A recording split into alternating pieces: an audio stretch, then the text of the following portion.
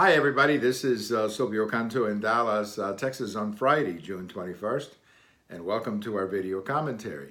You know, there's a lot of speculation, a lot of conversation about a tweet that President Trump put out a few days ago regarding rounding up illegal immigrants and sending them back and that kind of thing. And of course, that has created a lot of panic in many communities across the country. Now, my own feeling is that I don't think that's going to happen. That is, I don't think we're going to be rounding up 11 million people and deporting them. We don't have the force to do it. We don't have the resources. We don't have the police force, etc., to do it. So I don't think that's going to happen.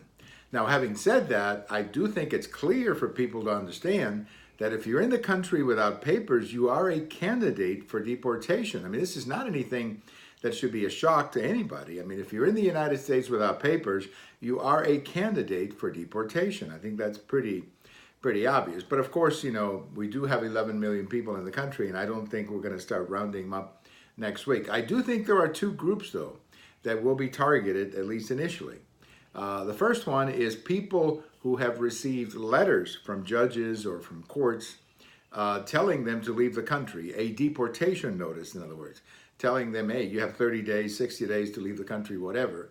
Many people are not respecting those letters, and I think they're going to be in deep trouble for that.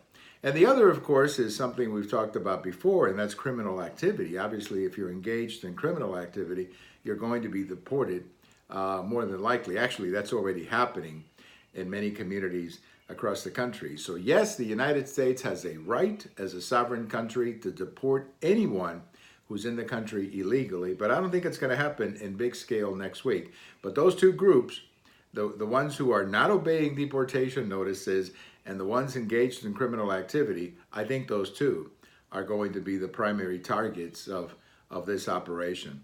Thank you for watching. We have all of these on YouTube, on Twitter, and on my blog. And if today is your birthday, happy birthday. Bye-bye, everybody.